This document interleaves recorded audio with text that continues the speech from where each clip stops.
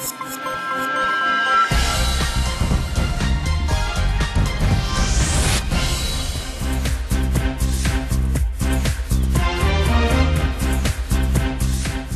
বিরতিহীন রাত ৯টার বাংলাদেশে। আপনাদের সাথে আছি আমি আতিফ অঞ্জুমা এবং আমি অনিমেষ কর। শুরুতেই জানিয়ে দেব শিরোনাম।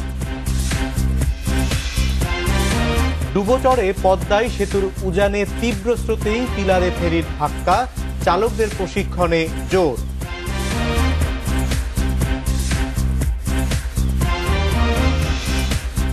ফেনীতে গোয়েন্দা পুলিশের ওসি সহ ৬ কর্মকর্তা রিমান্ডে, স্বর্ণের বার আত্মসাতের অভিযোগ।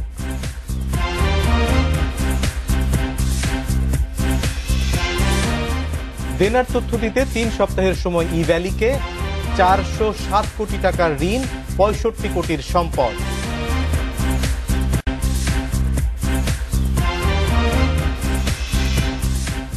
দক্ষিণ ঢাকার ডেঙ্গু আক্রান্তের সংখ্যায় আপত্তি মেয়র তাপসের, পরিস্থিতি প্রায় নিয়ন্ত্রণের দাবি।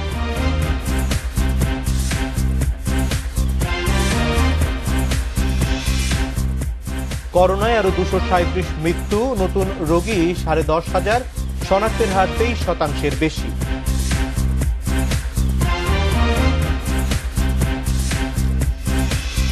শুনছিলেন শিরোনাম, এবার জানিয়ে দেব পুরো খবর। পদ্মার মূল চ্যানেলে ডুবোচরে সেতুর উজানে তীব্র স্রোত ও পিলারে এলাকায় বদলে গেছে স্রোতের গতি প্রকৃতি। এতেই পিলারে ফেরির ধাক্কা লাগছে বলে মনে করেন সংশ্লিষ্টরা। এ অবস্থায় চালকদের দিতে হবে প্রয়োজনীয় প্রশিক্ষণ। শুধু শাস্তি দিয়ে এ সমস্যার সমাধান মিলবে না বলেও মত তাদের। মূল পদ্মা সেতুর কাজ শেষ হয়েছে ৯৪.২৫%। সার্বিক কাজ শেষ হয়েছে ৮৭.২৫%। এতে আগামী বছরের জুনে চলাচলের জন্য উন্মুক্ত হতে পারে স্বপ্নের এই সেতু। এ অবস্থায় ১৭ দিনের ব্যবধানে ১৭ ও ১০ নম্বর পিলারে ধাক্কা লাগে দুটি ফেরির। এতে ভেঙে যায় পিলারের ক্যাপ, খসে যায় পলেস্তারা। তবে কেন ঘটছে এমন দুর্ঘটনা? এ প্রশ্নে সংশ্লিষ্টরা বলছেন, পদ্মার মূল চ্যানেলে ডুবোচর থাকায় সেতুর উজানে সৃষ্টি হচ্ছে তীব্র স্রোত। পাশাপাশি পিলার এলাকায় পাল্টে গেছে স্রোতের গতি প্রকৃতি। এতেই ঘটছে দুর্ঘটনা। আমাদের ফেরিগুলো হচ্ছে ফ্ল্যাট বটম। ফ্ল্যাট বটমের যে কোনো জাহাজের স্টিয়ারিং একটু স্ল্যাগিশ হয়, মানে এর নিয়ন্ত্রণ ক্ষমতা একটু কম থাকে। আবার যদি স্রোত অনেক বেশি হয় এটা আরও কঠিন হয়ে যায়। সেই কারণেই আমার মনে হচ্ছে যে মাস্টাররা যখন ঠিকমতো স্রোতের গতিটাকে অ্যাপ্রিসিয়েট করতে পারছেন না, সেই কারণেই যখন ব্রিজের কাছাকাছি আসছেন, ব্রিজের কাছে আসলে পিলারের দুই পাশে আবার একটা ঘূর্ণন আছে। এই ঘূর্ণনের কারণে তারা যদি খুব সিরিয়াসলি নিয়ন্ত্রণ না করতে পারেন, তখন অবশ্যই সরে যেয়ে পিলারের সাথে বাড়ি লাগবে। রোরো ফেরি চালানোয় সতর্ক থাকার তাগিদ দিয়ে বিশেষজ্ঞরা বলছেন, শীতে দুর্ঘটনা এড়াতে লাগাতে হবে ফগ লাইট, ফেরি মাস্টারদের দিতে হবে প্রশিক্ষণও। আমাদের দেশে ফগের মধ্যে দিয়ে যে চলতে পারে এরকম কিন্তু নৌযান বা এরকম কিন্তু লাইটিং এর ব্যবস্থা আমার ধারণা যে এখনো নাই। তো তার ফলে কুয়াশার মধ্যে এটা চালানো কিন্তু আরো বিপজ্জনক হবে। সুকানি মাস্টারদের আরো সতর্ক হওয়ার নির্দেশনা দিয়ে বিআইডব্লিউটিসি বলছে, আগামীতে এমন ঘটনা আবারও ঘটলে বিভাগীয় ব্যবস্থা নেওয়া হবে।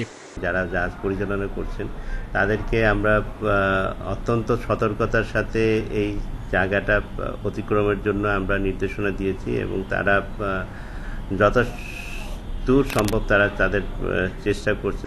জাজিরা পয়েন্টের ভাঙন রোধে লৌহজং, মাগুরখন্দ পয়েন্টে দেওয়া হয়েছে বাঁধ। এতে ২৫-২৬ নম্বর বাদ দিয়ে ফেরি চলাচল করছে ৬ থেকে ১৫ নম্বর পিলার এলাকা দিয়ে। আর সেতুর দুই পিলারের মধ্যে দূরত্ব ১৫০ মিটার। আল আমিন হোসেন, ইন্ডিপেন্ডেন্ট নিউজ, ঢাকা। স্বর্ণের বার আত্মসাৎ মামলায় ফেনীতে গোয়েন্দা পুলিশের ওসি সাইফুল ইসলামকে ৪ দিন রিমান্ডে পাঠিয়েছে আদালত।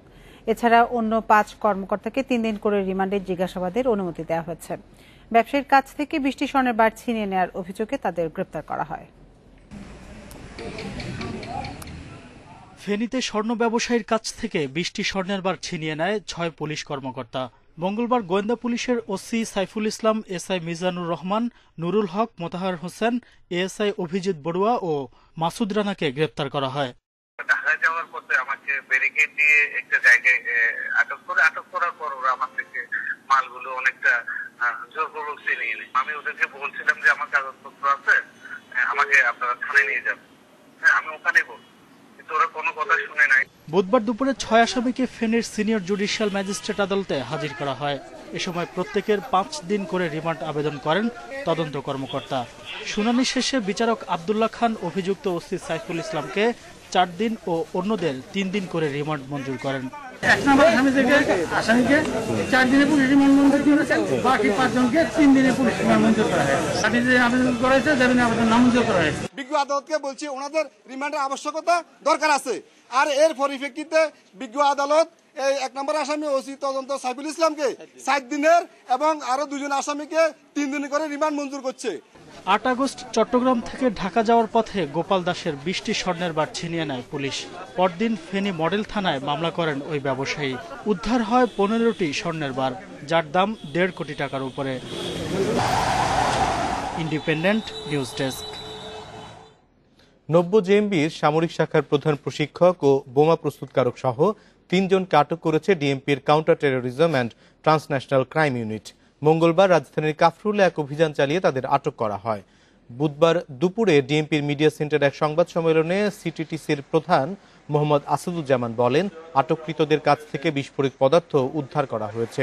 পুলিশ জানায় আটক 3 জন বোমা ও গ্রেনেড তৈরিতে পারদর্শী। এছাড়া নব্য জেএমবি সদস্যদের বোমা তৈরির প্রশিক্ষণ দিতেন তারা। আটককৃতরা নব্য জেএমবিকে সংগঠিত করতে রোহিঙ্গা ক্যাম্পেও কার্যক্রম চালায় বলে জানানো হয়েছে। আইনশৃঙ্খলা বাহিনীর দাবি, ড্রোনে বোমা সেট করে বিভিন্ন স্থাপনায় হামলার পরিকল্পনা ছিল তাদের। আটককৃতদের বিরুদ্ধে সন্ত্রাস বিরোধী আইনে মামলা করেছে পুলিশ।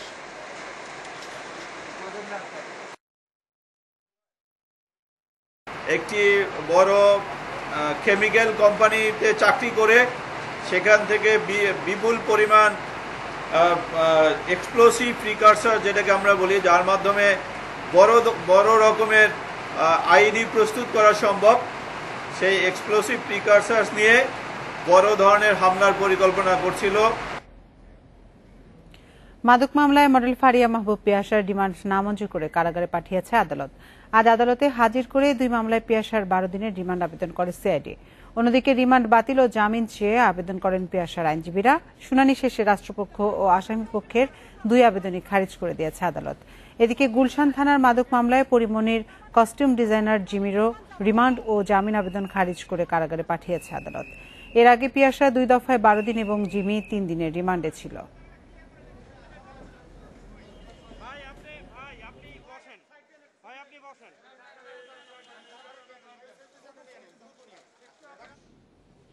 দেনা পাওনার হিসাব দিতে ই কমার্স প্রতিষ্ঠান ইভ্যালিকে 3 সপ্তাহ সময় দিয়েছে বাণিজ্য মন্ত্রণালয়। পাওনা সংক্রান্ত তথ্যের জন্য 7 দিন, সম্পদের দায় দেনা সংক্রান্ত তথ্যের জন্য 5 দিন সময় দেয়া হয় ইভ্যালিকে। সাম্প্রতিক সময়ে ই কমার্স প্রতিষ্ঠান ইভ্যালি গ্রাহকদের কাছ থেকে অগ্রিম অর্থ নিয়ে পণ্য সরবরাহ না করায় সমস্যায় পড়েন ভোক্তারা। সমস্যা নিরসনে গ্রাহকদের দেনা পরিশোধ সহ সার্বিক তথ্য দেওয়ার জন্য ইভ্যালিকে চিঠি দেয় বাণিজ্য মন্ত্রণালয়। বুধবার বিকেলে ইভ্যালির বিষয়ে সিদ্ধান্ত নিতে বাণিজ্য মন্ত্রণালয়ের গঠিত আন্তঃমন্ত্রণালয় কমিটির প্রথম বৈঠক অনুষ্ঠিত হয়। বৈঠক শেষে বাণিজ্য মন্ত্রণালয়ের WTOCL এর মহাপরিচালক হাফিজুর রহমান সাংবাদিকদের জানান, কাস্টমারের দেনা পাওনা সহ সার্বিক তথ্য দেওয়ার জন্য ইভ্যালিকে 3 সপ্তাহ সময় দেওয়া হয়েছে। কাস্টমারের কাছে তার দেনা কত এবং মার্চেন্টের কাছে যেটা তার হিসাবের একটু সময় বেশি লাগবে, এছাড়া তার অ্যাসেট লায়াবিলিটিস যেটা তাৎক্ষণিক দ্রুত পাওয়া যেতে পারে, সেই তথ্যটা প্রাথমিকভাবে চাওয়া হবে। এইভাবে বিভিন্ন ফেজ দিয়ে তাকে সর্বোচ্চ 3 সপ্তাহ সময় দেওয়ার সিদ্ধান্ত হয়েছে। হাফিজুর রহমান জানান, বর্তমানে ইভ্যালির 407 কোটি টাকার দেনা থাকলেও 65 কোটি টাকার সম্পদ রয়েছে, কিন্তু সাম্প্রতিক ইভ্যালি 1000 কোটি টাকা বিনিয়োগের চুক্তি করেছে বলে মন্ত্রণালয়কে জানিয়েছে। ইতিমধ্যে ইভ্যালি 200 কোটি টাকা পেয়েছে। 1000 কোটি টাকা বিনিয়োগের একটি চুক্তি স্বাক্ষর করেছে, যেখানে 200 কোটি টাকা তারা পেয়েছে বা পর্যায়ক্রমিকভাবে পাচ্ছে, এরকম একটা কথা বলেছে।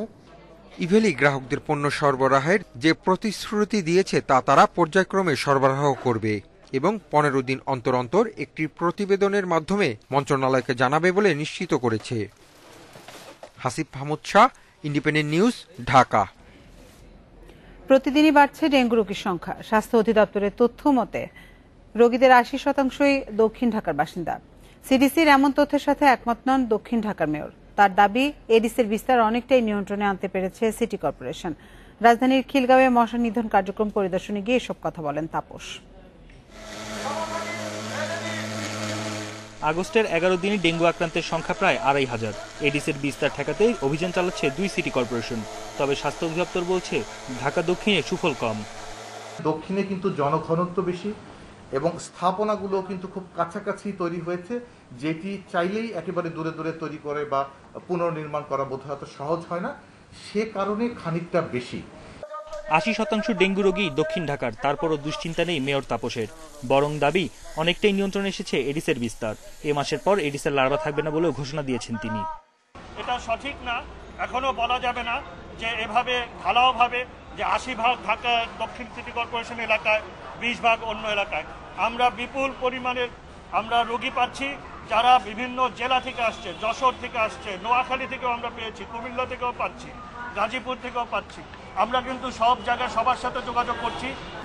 ডেঙ্গু রোগীর জন্য হাসপাতালেও দেখা দিয়েছে শয্যা সংকট।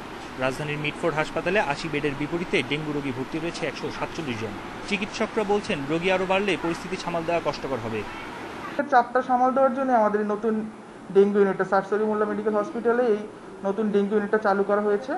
আমরা পেশেন্টকে জন্য আমাদের ডাক্তার এখনো নতুন কিছু নিয়োগ চলতেছে, আর আমরা যারা পুরনো আছি তারা সামাল দেওয়ার চেষ্টা করতেছি। আমাদের উপর একটু প্রেশার বেশি পড়তেছে, কিন্তু তাও আমরা যথাসাধ্য পরিমাণ চেষ্টা করতেছি। হাসপাতালে ভর্তি বেশিরভাগ ডেঙ্গু রোগী যাত্রাবাড়ি, শনিরাকড়া, জুরাইন ও কদমতলীর বাসিন্দা। বন ইবনে কামাল, ইন্ডিপেন্ডেন্ট নিউজ, ঢাকা। দেশে করোনায় 24 ঘন্টায় আরো 237 জনের মৃত্যু হয়েছে। এর মধ্যে কেবল ঢাকা বিভাগে মৃত্যু হয়েছে শতাধিক। এ নিয়ে করোনায় মোট প্রাণহানি হল 23,398 জনের। 24 ঘন্টায় নতুন রোগী শনাক্ত হয়েছে 10,420 জন। বুধবার সকাল পর্যন্ত 24 ঘন্টায় 708টি ল্যাবে 44,430 নমুনা পরীক্ষায় করোনা শনাক্ত হয়েছে 10,420 জনের। পরীক্ষা বিবেচনায় শনাক্তের হার 23.45%। দেশে এ পর্যন্ত করোনা শনাক্ত হল 13,86,742 জনের। 24 ঘন্টায় মারা যাওয়া 237 জনের মধ্যে ঢাকা বিভাগের 105 জন, এছাড়া চট্টগ্রাম বিভাগেও 54, খুলনায় 20, রাজশাহীতে 10, সিলেটে 23, বরিশালে 8 জন, ময়মনসিংহে 11 এবং রংপুর বিভাগে মারা গেছে 6 জন। মৃতদের বয়স বিশ্লেষণে দেখা যায় 60 বছরের ঊর্ধ্বেই মারা গেছেন 84 জন। করোনা সংক্রমণ এখনও নিয়ন্ত্রণে না এলেও শিথিল হয়েছে বিধিনিষেধ। গণপরিবহন চালু হওয়ায় বাড়ছে মানুষের চলাচল। এই পরিস্থিতিতে সামাজিক দূরত্ব রক্ষা করে চলা কঠিন হয়ে পড়ছে বলে মনে করছেন বিশেষজ্ঞরা। গণপরিবহন অর্ধেক করে দেওয়া মানে হলো যারা আসবে তারা ঠিকই আসবে। তারা আগে ধরুন 100টা বাসে আসতো, এখন 50টা বাসে আসবে। তার মানে হলো ভিড় আরো বেশি হবে। এবং যে মুখোশ পরা, হ্যান্ড স্যানিটাইজার ব্যবহার করা, দূরত্ব বজায় রাখা, এগুলো কিন্তু কোনোটাই আমরা দেখেছি এগুলো মানুষ সাধারণ পালন করে না। তো এটা জেনে শুনেই কিন্তু আমরা এই সিদ্ধান্তগুলো নিচ্ছি। এদিকে নতুন করে করোনা থেকে সুস্থ হয়েছেন আরও 13,313 জন। এ নিয়ে মোট সুস্থের সংখ্যা দাঁড়ালো 12,48,075 জনে। Abu Noman, independent news, Dhaka. দ্বিতীয় ডোজের টিকা নিশ্চিত করতে মডার্নার প্রথম ডোজের টিকাদান স্থগিত করা হয়েছে বলে জানিয়েছে স্বাস্থ্য অধিদপ্তর। তারা বলেছে টিকার দ্বিতীয় ডোজ নিয়ে চিন্তার কারণ নেই। যারা মডার্না ও ফাইজারের প্রথম ডোজের টিকা নিয়েছেন তাদের প্রত্যেকেই পাবেন দ্বিতীয় ডোজের টিকা। এদিকে গণটিকা কার্যক্রমের পঞ্চম দিনেও রাজধানীর কেন্দ্রগুলোতে ছিল টিকা প্রত্যাশীদের উপচে পড়া ভিড়। জেলা ও ইউনিয়ন পর্যায়ে গণটিকা কার্যক্রম শেষ হলেও রাজধানীর কেন্দ্রগুলোতে টিকাদান চলবে বৃহস্পতিবার পর্যন্ত। রাজধানীর বিভিন্ন কেন্দ্রে টিকা নিতে আসা মানুষগুলো পোহাচ্ছেন ভোগান্তি। 10 থেকে 15 ঘন্টা লাইনে দাঁড়িয়েও টিকা মিলছে না বলে অভিযোগ করলেন অনেকে। সকাল থেকে আইসা আমরা লাইনে দাঁড়ায় আছি, কোনো কিছু মেনটেন করা হচ্ছে না। তো এটা যদি আরো সকাল থেকে করা হতো আরো ভালো হতো, আর দুজন যদি করতো আরো ভালো হতো। এখনই টিকা শেষ তারা বলছে, অথচ যাদের অনেকেরই টিকার টোকেন কিন্তু নাই, তারাও কিন্তু ঢুকছে। লোক অনেক কম, অথচ বলতেছে এই রুম থেকে ওই রুমে যান, ওই রুমে এই রুমে আসেন। এর ভিতরে আবার বলতেছে আজকে হবে না, কালকে আসেন। গণটিকা কার্যক্রমে 32 লাখ টিকা দেওয়ার লক্ষ্যমাত্রা অনেকটাই পূরণ হয়েছে প্রথম দুদিনেই। ফলে রাজধানীর কেন্দ্রগুলোতে প্রতিদিন 300 মানুষকে টিকা দেয়া হচ্ছে। এর ফলে লাইনে দাঁড়ানো অনেকেই টিকা না পেয়ে ফিরে যাচ্ছেন। যারা অসুস্থ বিকলাঙ্গ মানে চলতে পারে না তাদেরকে মানে আমরা আগে দিয়েছি। যে কোটা আছে সেই কোটা অনুযায়ী আমরা এখানে 350 টিকা দিতে পারি। 350 লোক নিয়ে আমরা বাকিটা বিদায় করে দিই। এদিকে বৃহস্পতিবার থেকেই বন্ধ হয়ে যাচ্ছে মডার্নার প্রথম ডোজের টিকাদান। স্বাস্থ্য অধিদপ্তরের এই মুখপাত্র জানালেন, টিকার দ্বিতীয় ডোজ নিশ্চিত করতেই প্রথম ডোজের টিকাদান স্থগিত করা হয়েছে। প্রথম ডোজ পাওয়া সবাই পাবেন দ্বিতীয় ডোজ। তবে নিয়মিত টিকা কার্যক্রমে দেয়া হবে সিনোফার্মের টিকা। মডার্নার যে পরিমাণ টিকা আমরা বাংলাদেশে পেয়েছি, আমরা তার কিন্তু অর্ধেকখানি টিকা এই 12 তারিখ পর্যন্ত আমরা দেব, প্রথম ডোজের টিকা দেব। যারা প্রথম ডোজ পেলেন বিভিন্ন সময়ে পেয়েছেন, 4 সপ্তাহ পর পর তারা কিন্তু তাদের দ্বিতীয় ডোজের টিকাটি পাবেন। আমরা তাদের শতভাগ মানুষের দ্বিতীয় ডোজের টিকা নিশ্চিত করেই আমরা মডার্নার প্রথম ডোজটিকে একটি জায়গায় এসে থামিয়ে দিতে চাচ্ছি। স্বাস্থ্য বিভাগ জানিয়েছে, দ্রুতই সিনোফার্মের 6 কোটি টিকা বাংলাদেশে আসবে। টিকা পাওয়া সাপেক্ষে আবারও গণটিকা কার্যক্রম শুরু করা হবে। Biprajit Chanda, Independent news, Dhaka. চীনা প্রতিষ্ঠান সিনোফার্মের কাছ থেকে আরও 6 কোটি ডোজ করোনার টিকা কেনার প্রস্তাব অনুমোদন করেছে ক্রয় সংক্রান্ত মন্ত্রিসভা কমিটি। এর ক্রয় মূল্য প্রসঙ্গে অর্থমন্ত্রী জানান, এর দাম আগের চেয়ে বাড়েনি, আর এসব টিকা আসতে পারে নভেম্বর মাস নাগাদ। অর্থমন্ত্রীর সভাপতিত্বে বুধবার ভার্চুয়ালি হয় ক্রয় সংক্রান্ত মন্ত্রিসভা কমিটির সভা। এতে অনুমোদনের জন্য 10টি প্রস্তাব উত্থাপন করে কমিটি। এর মধ্যে অনুমোদন দেয়া হয়েছে 9টির। ভ্যাকসিন দেওয়ার জন্য 27 কোটি 64 লক্ষ ভ্যাকসিন প্রয়োজন। এর মাঝে আমরা 2 কোটি 55 লাখ আমাদের হাতে আছে, সংগ্রহ করা হয়েছে, বাকিটা সংগ্রহ করতে হবে। এর মাঝে আজকে আমরা যেটা দিলাম সেটা হলো 6 কোটি 60 মিলিয়ন, মানে 6 কোটি ডোজ আমরা আজকে ক্রয়ের জন্য অনুমোদন দিয়েছি। এর মধ্যে চীনা প্রতিষ্ঠান সিনোফার্মের কাছ থেকে 6 কোটি ডোজ করোনা টিকা কেনার প্রস্তাবও অনুমোদন পেয়েছে। তবে এর ক্রয় মূল্য জানানো হয়নি। আর এইসব টিকা আসতে পারে চলতি বছরের নভেম্বর মাস নাগাদ। ক্রয় সংক্রান্ত মন্ত্রিসভা কমিটির সভা, সেখানে মোট 10টি ছিল, তবে 6 নম্বর প্রস্তাবটি উজ্জ্ব হওয়ায় বাকি 9টি আসলে অনুমোদন হয়েছে। এর আগে সিনোফার্মের কাছ থেকে 1.5 কোটি ডোজ টিকা কিনে সরকার। এর মধ্যে দেশে এসেছে 70 লাখ ডোজ। এছাড়া উপহার হিসেবে 11 লাখ ডোজ টিকা উপহার দিয়েছে চীন। Shamim Ahmed, independent news, Dhaka. টানা 19 দিন লকডাউনের পর আজ থেকে চালু হয়েছে গণপরিবহন। খুলেছে সরকারি বেসরকারি অফিস, দোকান ও শপিং মল। সেই সাথে সারা দেশে চলছে বাস, ট্রেন, লঞ্চ। তবে চলাচলের নিষেধাজ্ঞা তুলে নেয় যানজটের চিরচেনা রূপে ফিরেছে রাজধানী। 19 দিন বিরতির পর সড়কে চলছে বাস। মহাখালী বাস টার্মিনালে উত্তরবঙ্গ, ময়মনসিংহ ও সিলেটগামী যাত্রীরা সকালেই চলে আসেন বাস টার্মিনালে। কাউন্টারেও পাওয়া যায় আগের দামের টিকিট। যেহেতু দূরপাল্লার বাসগুলো ছাড়তেছে, আমাদের জন্য যাতায়াত ব্যবস্থা সহজ হবে। ভাড়া কেমন পাচ্ছেন? ভাড়া আমার ঝিনাইদা আমার কাছ থেকে 600 টাকা নিচ্ছে, রেগুলার ভাড়াই নিচ্ছে। আমি অ্যাডভান্স টিকিট কাটতে আসছি, কিন্তু এরা টাইম টেবিল অনুযায়ী দিতে চাচ্ছে। যেভাবে রেট করা আছে রেট কাটে নিয়ে আসছে, কিন্তু যাত্রী তো নাই, কারে দিয়ে টিকিট বিক্রি করবো। গাবতলীতেও যাত্রীর চাপ ছিল কম। লকডাউনে যারা গ্রামের বাড়িতে যেতে পারেননি, তারা এখন ছুটছেন বিভিন্ন গন্তব্যে।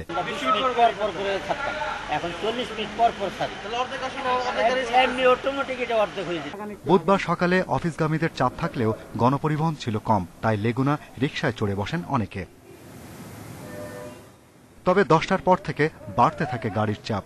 মিরপুর, শেওড়াপাড়া, ফার্মগেট, শাহবাগ, গুলিস্তান, মতিঝিল, যাত্রাবাড়িতে বিভিন্ন সিগন্যালে ছিল যানজট। তো লোক তো অতটা রাস্তায় দেখিও না, লোক তো কম, বাস কম, লোক কম। বড় বাস যে কম, রাস্তায় যাত্রীর চাপটা বেশি। প্রথম দিনে ট্রেনের যাত্রীর চাপ ছিল কম। স্বাস্থ্যবিধি নিয়ে অভিযোগ না থাকলেও বেসরকারিভাবে পরিচালিত কমিউটার ট্রেনে বাড়তি ভাড়ার অভিযোগ করেন যাত্রীরা। যেখানের ভাড়া টুঙ্গি 20 টাকা, সেখানে পরিবর্তে 95 টাকা নেয়। এখন আমরা নিরুপায় হয়ে সেই 95 টাকা দিয়ে আমাদের টুঙ্গি যেতে হচ্ছে। লকডাউনের আগে আমাদের কাছ থেকে ভাড়া নিয়েছে 20 টাকা। আজকে এসে দেখছি তারা মোহনগঞ্জ পর্যন্ত ভাড়া 95 টাকা নিচ্ছে। তারা বলছে 95 টাকার নিচে কোনো ভাড়া নেই, ইচ্ছা হলে আপনারা যেতে পারেন, না ইচ্ছা হলে না যেতে পারেন। অব্যবস্থাপনার সুরাহা, এটা আমার কাছে যদি লিখিতভাবে কমপ্লেইন করে, আমি সেটা ঊর্ধ্বতন কর্তৃপক্ষের হস্তক্ষেপ করব। টিকিট ছাড়া কোনো যাত্রীকে প্ল্যাটফর্মে প্রবেশ করতে দেওয়া হয়নি। পাশাপাশি মাস্ক ছাড়া যাত্রীদের ট্রেনে ভ্রমণ করতে দেওয়া হচ্ছে না বলে জানান কর্তৃপক্ষ। Shahriar Anirban, independent news, Dhaka. স্বাভাবিক কর্মকাণ্ডে ফিরছে বিচারিক আদালতও। হাইকোর্টের সব বেঞ্চে ভার্চুয়ালি শুরু হয়েছে বিচার। তবে সুপ্রিম কোর্টের আইনজীবীদের দাবি, নিয়মিত বেঞ্চ চালু ও আগাম জামিন আবেদন শুনানি যত দ্রুত সম্ভব করতে হবে। কঠোর বিধিনিষেধ শেষে আগের চেহারায় ফিরছে আদালত প্রাঙ্গণ। গত ১৯ দিনে উচ্চ আদালতে ভার্চুয়াল বেঞ্চে জরুরি ভিত্তিতে শুনানি হয়েছে হাতে গোনা কয়েকটি। তবে সাংবিধানিক বাধ্যবাধকতায় খোলা ছিল chief judicial magistrate, chief metropolitan magistrate court. বুধবার বিচারিক আদালতে শারীরিক উপস্থিতিতে সাক্ষ্য গ্রহণের নির্দেশ দেওয়া হয়েছে। এক্ষেত্রে স্বাস্থ্যবিধি নিশ্চিতের নির্দেশনাও দেওয়া হয়েছে। সাক্ষ্য গ্রহণ শুরু হওয়াতে দুর্নীতি দমন কমিশনের জন্য এটা সবচেয়ে ভালো হয়েছে, কারণ তাদের অনেক মামলা শেষ পর্যায়ে চলে আসছে। এখন এই শেষ পর্যায়টুকু শেষ করতে পারলেই হলো। এদিকে হাইকোর্টে নিয়মিত বেঞ্চ চালুর দাবি জানিয়েছেন আইনজীবীরা। বিচার প্রার্থীদের ভোগান্তি কাটাতে আগাম জামিন আবেদনের শুনানি চালুর তাগিদও তাদের। সরকার যদি সমস্ত গণপরিবহন খুলে দিতে পারে, সমস্ত মার্কেট খুলে দিতে পারে, অফিস আদালত খুলে দিতে পারে, তো আদালত তো বিচ্ছিন্ন কোনো কিছু নয়। আমরা তো এই মাটিরই মানুষ। সুতরাং এই একটা সরকারের অন্য সমস্ত প্রতিষ্ঠান যদি যে প্রক্রিয়া চলে, একই প্রক্রিয়া আদালত চলতে তো কোনো বাধা নেই। একটা মামলা হওয়ার পর যে তার যে একটা মানবিক একটা অধিকার আছে, একটা সাংবিধানিক অধিকার আছে, যে তার আদালতে গিয়ে তার জামিন পাওয়ার অধিকার আছে, এটা সাংবিধানিক অধিকার, কিন্তু সেই অধিকারটা এখানে ক্ষুণ্ণ হয়েছে। স্বাভাবিক রূপে ফিরছে সচিবালয়ও। মন্ত্রণালয়গুলোতে বুধবার দেখা গেছে কর্মচাঞ্চল্য। তবে করোনা সংক্রমণ বাড়লে পরিস্থিতি বিবেচনায় আবারও দেয়া হতে পারে বিধিনিষেধ। জান্নাতুল ফেরদাউস Tanvi, independent news, Dhaka. Lockdown শেষে সারা দেশে খুলেছে দোকান ও শপিং মল। সকাল 10টা থেকে বিভিন্ন দোকান খোলা হলেও দুপুরের দিকে বাড়ে ক্রেতার সংখ্যা। স্বাস্থ্যবিধি নিশ্চিতে মার্কেট কর্তৃপক্ষ নানা পদক্ষেপ নিলেও অনেক ক্রেতা বিক্রেতাকেই তা মানতে দেখা যায়নি। ঈদের পর টানা ১৯ দিন লকডাউনে বন্ধ ছিল দোকান ও শপিং মল। বিধিনিষেধ তুলে নেয় বুধবার দোকান শপিং মল খোলেন ব্যবসায়ীরা। সকালে ক্রেতাদের দেখা না মিললেও বেলা বাড়ার সাথে সাথে ভিড় করে মানুষ। তবে স্বাস্থ্যবিধি মেনেই কেনাকাটা করা হচ্ছে বলছেন ক্রেতারা। যতটুকু দেখতেছি যে যেরকমটা বলা হয়েছিল ওরকম মনে হয় সম্ভব না, আর মানুষ ওরকম ইয়াও না, অত সচেতনও না। নানান প্রয়োজনীয়তা থাকে, সেই প্রয়োজনে বের হওয়া, ডাক্তার কাছে আসা, কিছু কেনাকাটা করা। হ্যাঁ, আমরা মাস্ক পরাছি, হ্যান্ড স্যানিটাইজার ব্যবহার করতেছি, একটু দূরত্ব বজায় রাখতেছি। দোকানিরাও দাবি করেন করোনা স্বাস্থ্যবিধি মেনেই বেচাকেনা চলছে। তবে প্রথম দিনে তেমন বেচা বিক্রি জমেনি জানান তারা। স্বাস্থ্যবিধি তো অবশ্যই মানতে হবে, মাস্ক না পরলে তো আমরা সেল দিব না। No mask no service. খোলা রাখলে তো অবশ্যই খোলা হবে। মার্কেট মানে দোকান মানে তো খুলে রাখতেই হবে, তাইলে তো কিছু হবে। ইতিমধ্যে সরকারের অবস্থান কিন্তু কঠোর এবং আইন শৃঙ্খলা রক্ষাকারী বাহিনীও কঠোর অবস্থানে থাকবেন। আমরা যারা স্বাস্থ্যবিধি মানব না তাদের কিন্তু আইনের আওতায় নিয়ে আসবেন তারা। অতএব আমরা মনে করছি যেভাবে হোক আমাদের স্বাস্থ্যবিধি মেনে আমরা দোকানপাট পরিচালনা করব। করোনা পরিস্থিতিতে প্রতিদিন সকাল 10টা থেকে রাত 8টা পর্যন্ত সারা দেশে দোকান ও শপিং মল খোলা রাখা যাবে। Sohel Rana, independent news, Dhaka. রাত 9টায় বাংলাদেশে এই পর্যায়ে খেলার খবর। শুরুতে জানিয়ে দেব শিরোনামগুলো।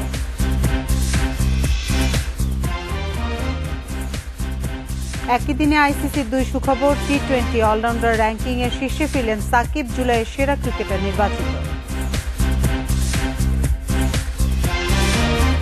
নতুন অধ্যায়ে রোমাঞ্চিত মেসি, পিএসজিকে করতে চান ইউরোপ সেরা। নেইমার, এমবাপ্পেদের নিয়ে চ্যাম্পিয়ন্স লিগ জয়ের প্রত্যয়।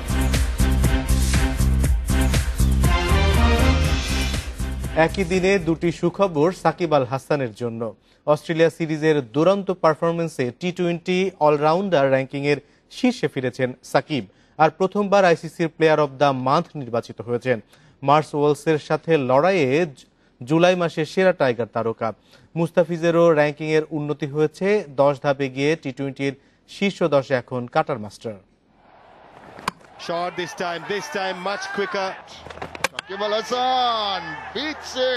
এক ওভারে 5 ছক্কা হজমের ঝাল পরের ম্যাচে মিটিয়েছেন 9 রানে 4 উইকেট নিয়ে। সাকিব এমনই চাপে থেকে পারফর্ম করেই তিনি চ্যাম্পিয়ন ক্রিকেটার, অন্যদের থেকে অনেক এগিয়ে। অজিদের কাঁপিয়ে ঐতিহাসিক সিরিজ জয়ে ব্যাটে বলে নাম্বার 1 সাকিব। পরিসংখ্যানে তিনি আন্তর্জাতিক টি-20 সেরা অলরাউন্ডার। 1000 রানের সাথে 100 উইকেট শুধু তারই অ্যাকাউন্টে। গর্ব তো তিনি করতেই পারেন। I don't know anyone else did it or not. Yeah, Lasith Malinga for Sri Lanka. Fortunately, he scored 1,000 runs, I guess. দুর্দান্ত পারফরমেন্সের সুবাদে টি-20 অলরাউন্ডার র্যাঙ্কিংয়ে আবারও শীর্ষে উঠেছেন সাকিব। 2018 মার্চের পর হারানো শ্রেষ্ঠত্ব ফিরে পেয়েছেন। অস্ট্রেলিয়া সিরিজের পর যোগ হয়েছে 34 পয়েন্ট। তাতে মোহাম্মদ নবী পেছনে পড়েছেন, দুজনের পার্থক্য মাত্র 1 পয়েন্টের।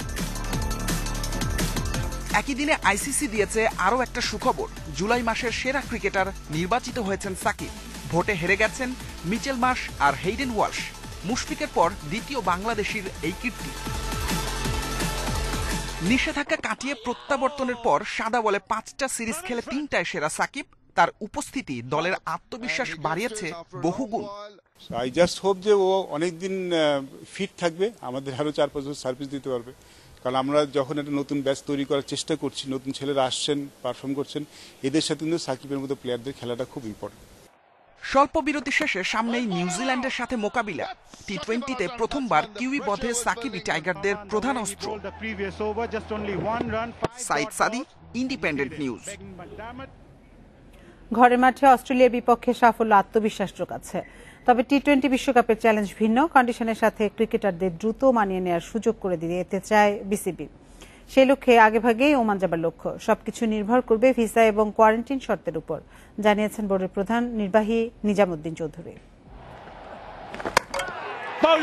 হোম কন্ডিশনে শুধু স্পিন নয়, পেসের ব্যবহারও শেখা হয়ে গেছে। অস্ট্রেলিয়া সিরিজের সাফল্য আত্মবিশ্বাস যোগাচ্ছে, সেটা যেমনই দল হোক। দ্বিতীয় সারির দল পাঠাচ্ছে নিউজিল্যান্ডও। মোমেন্টামে থাকা টাইগাররা সেসব নিয়ে হয়তো খুব বেশি ভাববে না। যে লক্ষ্যে এত আয়োজন, সে টি-20 বিশ্বকাপের চাহিদা আলাদা। মিরপুরের মতো অত স্লো অ্যান্ড লো উইকেটের প্রত্যাশা না করে স্পোর্টিং কন্ডিশনের বিষয়টি মাথায় নিয়ে নেওয়াই ভালো। সংযুক্ত আরব আমিরাতে খেলার কিছু অভিজ্ঞতা থাকলেও ওমান একেবারে নতুন গন্তব্য টাইগারদের জন্য। সে লক্ষ্যে সেখানে একটু আগেই যাবার পরিকল্পনা। কোয়ারেন্টাইন শর্ত অনুকূলে থাকলে একটু আগেই হয়তো শুরু হয়ে যাবে রিয়াদ সাকিবদের বিশ্বকাপ মিশন। আমাদের সাথে আইসিসি এবং হোস্ট যারা আছেন ওয়ার্ল্ড টি-20 তাদের সাথে যোগাযোগ হচ্ছে। কিছু প্রোটোকলের বিষয় রয়েছে, ওখানকার কোভিড প্রোটোকল কী হবে, প্লেয়ারদের কতদিন কোয়ারেন্টাইন করতে হবে, এই বিষয়গুলো নিয়ে মূলত কাজ হচ্ছে। এবং এই বিষয়গুলো চূড়ান্ত হলেই আপনারা জানতে পারবেন যে আমরা কবে নাগাদ, যদি কোনো প্রি ক্যাম্পের অ্যারেঞ্জমেন্ট থাকে, সেটা আমরা কবে জয়েন করব। বায়ো বাবলে টানা অবস্থানের ক্লান্তি এড়াতে ইংল্যান্ড সিরিজের সূচিতে অদল বদল। তবে টানা বিশ্রাম হয়তো পাচ্ছেন না ক্রিকেটাররা। আন্তর্জাতিক ক্রিকেটের সমান্তরালে স্বাস্থ্যবিধি মেনে ঘরোয়া আয়োজন শুরু করতে চায় বিসিবি। আমাদের যে ইংল্যান্ড, যে বাংলাদেশের যে হোস্ট করার যেটা শিডিউল ছিল, সেটাকে আমরা রিশিডিউল করেছি ইংল্যান্ড ক্রিকেট বোর্ডের সাথে কথা বলে। মূলত প্লেয়ারদের একটু মেন্টাল রেস্ট বলেন বা ফিজিক্যাল রেস্ট বলেন, সবকিছু ইনশিওর করার জন্যই কিন্তু এই গ্যাপটা আমরা বের করেছি। টি-20 সিরিজে অজিদের লজ্জা দিলেও আতিথেয়তার সব শর্ত পূরণ করেছে বাংলাদেশ। কোভিড প্রোটোকল রক্ষায় 100তে 100 পেয়েছে বোর্ড। সেই একই ছকে এবার নিউজিল্যান্ড মিশন সম্পন্ন করার লক্ষ্য। জহিরুল ইসলাম, ইন্ডিপেন্ডেন্ট নিউজ, ঢাকা। পিএসজিতে লিওনেল মেসির চুক্তির আনুষ্ঠানিকতা শেষ। পরিচয় পর্বের পর নিজের লক্ষ্যের কথা জানিয়েছেন মেসি। বলেছেন পিএসজিকে করতে চান ইউরোপ সেরা, জিততে চান চ্যাম্পিয়ন্স লিগ। অন্যদিকে ফিনান্সিয়াল ফেয়ার প্লের নিয়ম অনুযায়ী মেসিকে দলে ফেরানো হয়েছে, দাবি ক্লাব প্রেসিডেন্ট নাসির আল খেলাইফির।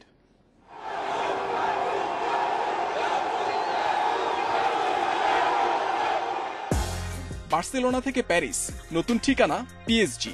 প্রথম দিনের ব্যস্ততা উপভোগ করেছেন মেসি। পরিবারও পাশে থেকে সমর্থন দিয়ে গেছে। ভক্তদের ভালোবাসা শুভেচ্ছার জবাব দিয়েছেন হাসি মুখে। মেডিকেল টেস্ট দিয়ে শুরু হয় চুক্তির প্রক্রিয়া। নতুন ক্লাবেও চেনা রূপেই মেসিকে খুঁজে নিয়েছে ক্যামেরা। সেখান থেকে পার্ক দ্য প্রিন্সেসে ফুটবলের বরপুত্র পা পড়েছে বিশ্বসেরার। ফ্রেঞ্চ ক্লাবে তার 30 নম্বর জার্সি, বার্সাতেও এই 30এই শুরু করেছিল স্বপ্নযাত্রা। অফিসিয়াল প্রেস কনফারেন্সে সম্পন্ন হয়েছে সব আনুষ্ঠানিকতা। লা পারিসিয়ান ডেরায় চুক্তি 2 বছরের, আলোচনায় সেটা আরও 1 বছর বাড়ানোর সুযোগ রয়েছে। নতুন অধ্যায়ে অভিন্ন লক্ষ্যে এগোতে চান হাসি মুখে। প্যারিসে ক্যারিয়ারের নতুন অধ্যায় শুরু করছি। ক্লাবের ভিশন আমার আকাঙ্ক্ষার সাথে মিলে যায়। আমি এই ক্লাব ও সমর্থকদের জন্য দারুণ কিছু করতে মুখিয়ে আছি। বন্ধু নেইমার ও এমবাপেকে সঙ্গে নিয়ে পিএসজিকে করতে চান ইউরোপ সেরা, নতুন রঙে রাঙাতে চান নিজেকে। নেইমার ও এমবাপের সঙ্গে খেলাটা হবে দুর্দান্ত। পিএসজিতে আসার পেছনে নেইমারের ভূমিকা আছে, বাকিদের সঙ্গেও খেলতে মুখিয়ে আছি। আমার লক্ষ্য থাকবে এই ক্লাবের হয়ে চ্যাম্পিয়ন্স লিগ জয়। আর্জেন্টাইন লেজেন্ডকে পেয়ে পিএসজি সভাপতির চোখে যেন বিশ্বজয়ের আনন্দ। ফিনান্সিয়াল ফেয়ার প্লের নিয়ম ভাঙেনি আমরা। প্রক্রিয়ার শুরু থেকে আমাদের টিম সব খতিয়ে দেখেছে। মেসিকে কেনার সামর্থ্য ছিল আমাদের এবং নিয়ম মেনেই তা হয়েছে। আর মেসি আসায় এমবাপে যাবে কেন? সে তো লা পারিসিয়ানে আছে। মেসিকে পরিচয় করিয়ে দেওয়ার পরই তার 30 নম্বর জার্সি অনলাইনে বিক্রি শেষ 30 মিনিটেই। পিএসজি স্কোয়াডের মধ্যে মেসির জার্সির দামই সবচেয়ে বেশি 158 euro. Mohammad Nazim, independent news.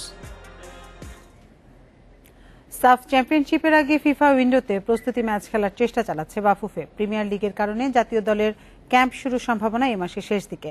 সবকিছু নির্ধারণে শুক্রবার সভায় বসবে ন্যাশনাল টিমস কমিটি। ওই দিন মধ্যরাতে ঢাকা আসবেন হেড কোচ জেমিডে।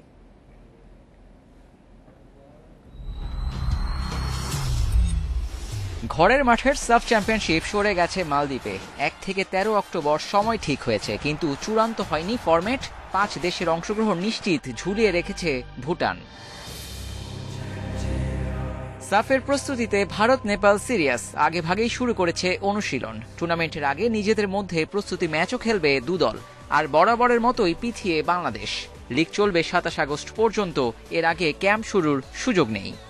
লিগ শেষ করার সাথে সাথেই আমাদের জাতীয় দলের পুনরায় ক্যাম্প শুরু হয়ে যাবে এবং ন্যাশনাল টিমস কমিটির আমাদের কিছু ডিসিশনের ব্যাপার রয়েছে। আমাদের ন্যাশনাল টিমস কমিটির কিছু অ্যাপ্রুভালের বিষয় রয়েছে এবং সেজন্য আমাদের এই এমার্জেন্সি মিটিংটি করা। আগামী শুক্রবার দিন মিটিংটি করে আমরা আমাদের পরিকল্পনাগুলো আমরা বাস্তবায়ন করতে চাই। বসুন্ধরা কিংসে খেলা অধিকাংশ জাতীয় দলের ফুটবলার ব্যস্ত থাকবেন এএফসি কাপে। খেলার মধ্যে থাকায় ফিটনেস নিয়ে আছে স্বস্তি, কিন্তু প্রস্তুতি ম্যাচ ছাড়া নিজেদের সামর্থ্য বোঝার উপায় কই? ফিফা উইন্ডোতে ম্যাচ আয়োজনের চেষ্টা করছে বাফুফে। 30 আগস্ট থেকে 7 সেপ্টেম্বর পর্যন্ত যে উইন্ডোটা রয়েছে সেই উইন্ডোটা বাংলাদেশ ফুটবল ফেডারেশন কীভাবে অ্যাভেল করবে, আমাদের প্ল্যানিংটা কি, এই কোভিড সিচুয়েশনের মধ্যে ট্রাভেল করা, এই জিনিসগুলো যেহেতু অনেক রেস্ট্রিক্টেড, বেশ কিছু কনসিডারেশনের মধ্য দিয়ে আমাদেরকে প্ল্যানিংগুলো করতে হয়। মনে হচ্ছে আমাদেরকে বাইরে গিয়ে খেলতে হবে, but that is not guaranteed. ছুটি কাটিয়ে 13 আগস্ট ঢাকায় ফিরবেন জেমিডে। সাফ নিয়ে কোচেরও আছে বিশেষ পরিকল্পনা। প্রিমিয়ার লিগের শেষ 3 রাউন্ডের ম্যাচ দেখবেন হেড কোচ। ফুটবলারদের পারফরমেন্স বিশ্লেষণে বেছে নেবেন প্রাথমিক দল। Abidur Rahman, independent news, Dhaka. UEFA super কাপের জন্য রাতে চেলসি ভিয়ারিয়ালের লড়াই। আয়ারল্যান্ডের বেলফাস্টে ম্যাচ শুরু বাংলাদেশ সময় রাত 1টায়। নতুন মৌসুম শুরুর আগে প্রথম প্রতিযোগিতামূলক ম্যাচ খেলতে নামছে চেলসি ও ভিয়ারিয়াল। চ্যাম্পিয়ন্স লিগ জয়ী চেলসি আছে ফুরফুরে মেজাজে, যদিও সুপার কাপের পরিসংখ্যান খুব একটা সুখকর নয় ব্লুজের জন্য। 4 বার ফাইনাল খেলে 1 বার শিরোপা জিতেছে লন্ডনের ক্লাবটি, সেটিও আবার 1998 সালে। অন্যদিকে ইউরোপা লিগের শিরোপা জিতেছিল ভিয়ারিয়াল, তবে প্রি সিজনে ভালো করতে পারেনি উনাই এমেরির দল। যুক্তরাজ্য সফরে লেস্টার সিটির কাছে হার ও লিডস ইউনাইটেডের সঙ্গে ড্র করে ফিরেছিল স্প্যানিশ ক্লাবটি। এটা কোনো প্রস্তুতিমূলক ম্যাচ না, টুর্নামেন্টের ফাইনাল খেলতে নামছে। জয়ের জন্য আমাদের ভয় ডরহীন ফুটবল খেলতেই হবে, সর্বোচ্চটা দিয়ে লড়ার কোনো বিকল্প নেই।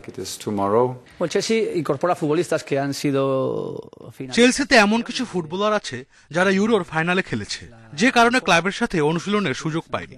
এই সুযোগটা কাজে লাগাতে হবে। এই ছিল খেলার খবরে। এবার অন্যান্য প্রসঙ্গ।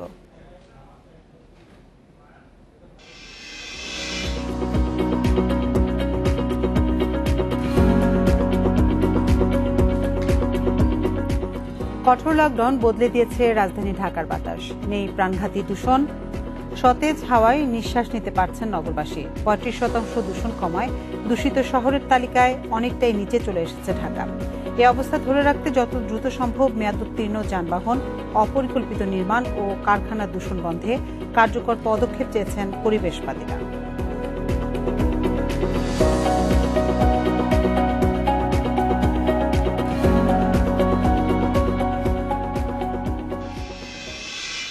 এ নিয়ে প্রতিবেদন থাকছে সংবাদের শেষ অংশে।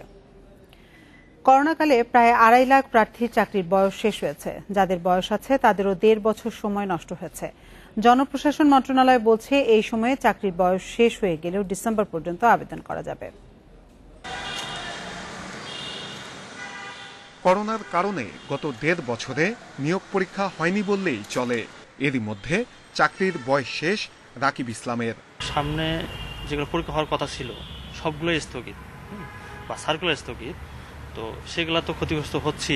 মহামারী শুরুর পর থেকে চাকরি প্রত্যাশী সবারই 1.5 বছর নষ্ট হয়েছে। এই ক্ষতি পুষিয়ে দেওয়ার দাবি তাদের। আমার কিন্তু 30+ হয়ে যাচ্ছে, তো সেক্ষেত্রে কিন্তু আমি আমার চাকরির যে পরীক্ষা দেওয়ার যে সুযোগটা, আমাদের সাংবিধানিক যে অধিকার, সেটা কিন্তু আমি পাচ্ছি না। 27, 28, 29 বছর তারা হচ্ছে সবচেয়ে বেশি ক্ষতিগ্রস্ত। এ সংক্রান্ত সংগঠনগুলো বলছে ক্ষতি কাটাতে চাকরিতে ঢোকার বয়স 32 করতে হবে।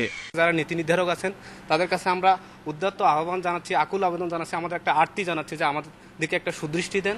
আমরা আসলে ভুক্তভোগী, আমাদের বয়সটা স্থায়ীভাবে 2 বছর বাড়িয়ে দেন। এদিকে জনপ্রশাসন মন্ত্রণালয় বলছে যাদের বয়স শেষ তারাও ডিসেম্বর পর্যন্ত সব চাকরিতে আবেদন করতে পারবে, তবে বয়স হতে হবে 30 থেকে 32 বছরের মধ্যে। অচলাবস্থার মধ্যে যারা চাকরি প্রার্থী তাদের বয়স হয়তো অনেকের পার হয়ে গিয়েছে। হয়তো নর্মাল পরিস্থিতি থাকলে আরো তাড়াতাড়ি করে আসতো, অ্যাডভার্টাইজমেন্ট গুলো আসতো, তারা আবেদন করতে পারতো। এখন তারা করতে পারছে না।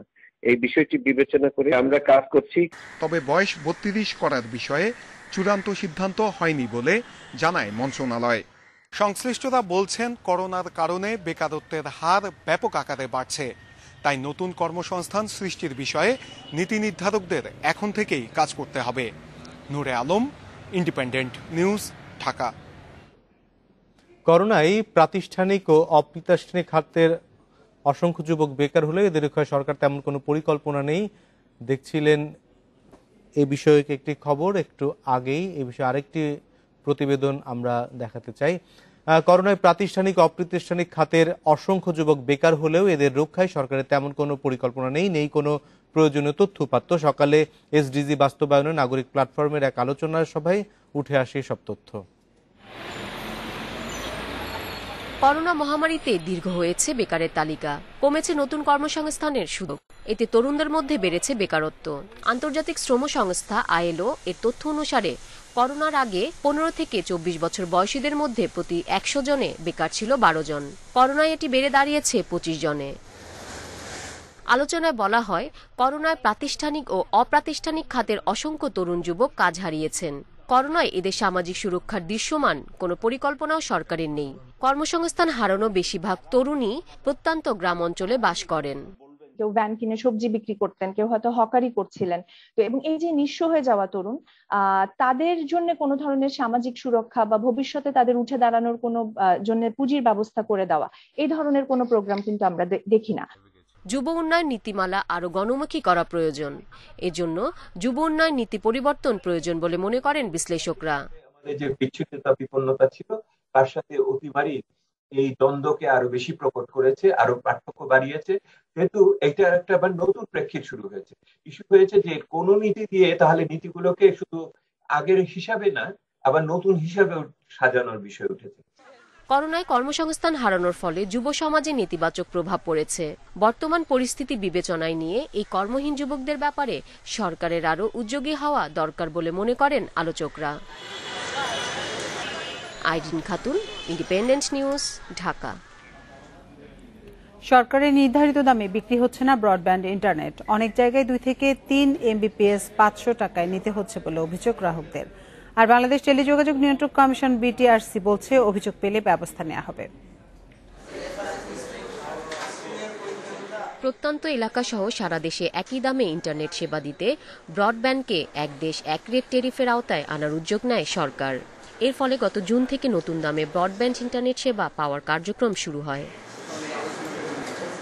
বিটিআরসির বেঁধে দেয়া দাম অনুযায়ী 5 MBPS সর্বোচ্চ 500 টাকায়, 10 MBPS 800 টাকায় এবং 20 MBPS সর্বোচ্চ 1200 টাকায় পাওয়া যাবে। তবে গ্রাহকদের অভিযোগ, সরকারের নির্ধারিত দামে মিলছে না ব্রডব্যান্ড ইন্টারনেট। রাজধানীর বাইরেও একই অবস্থা।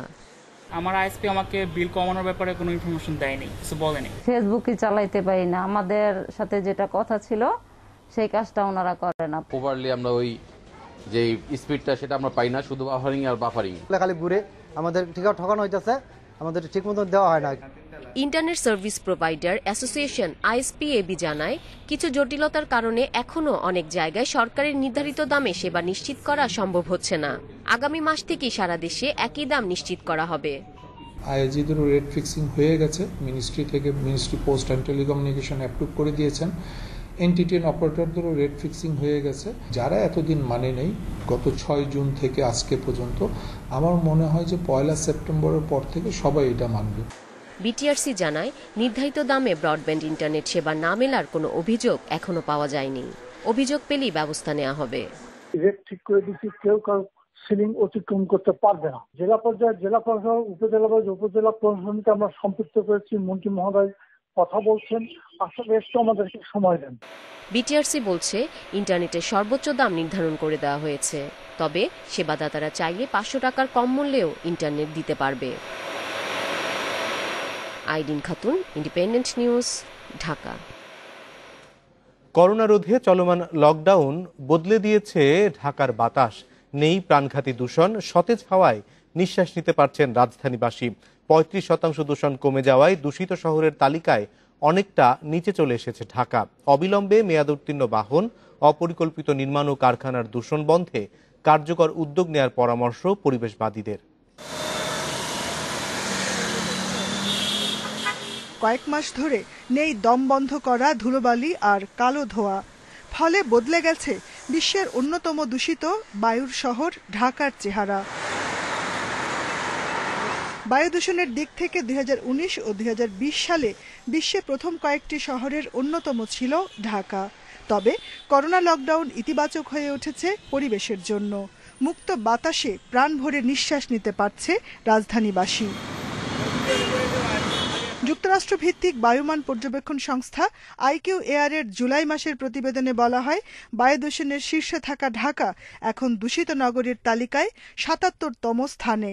জুলাই মাসে রাজধানীবাসী পেয়েছে নির্মল বায়ু।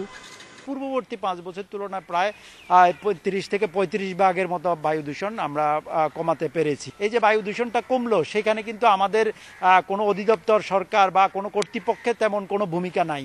এই বায়ু দূষণটা অনাকাঙ্ক্ষিতভাবে করোনা ভাইরাস রিলেটেড লকডাউনের কারণে এবং বৃষ্টিপাতের কারণে এবং ঈদের ছুটির কারণে এই বায়ু দূষণটা কমেছে। করোনা মহামারীর ফলে বায়ু দূষণ নিয়ন্ত্রণের যে উপায় ও সুযোগ তৈরি হয়েছে তা কাজে লাগানোর পরামর্শ বিশেষজ্ঞদের। এ বিষয়ে ইতিবাচক ভাবনা পরিবেশ অধিদপ্তরের। পুরনো যানবাহনকে যদি আমরা সরিয়ে দিতে পারি, এটার জন্য একটা গাইডলাইন তৈরি করা হয়েছে গত বছরই, সেটা পরিপূর্ণ বাস্তবায়ন করতে হবে। আমরা আশা করছি যে আমাদের যে বড় বড় প্রজেক্টগুলো আছে, মেট্রো রেল সহ, সেই কাজগুলো শেষ পর্যায়ে আছে।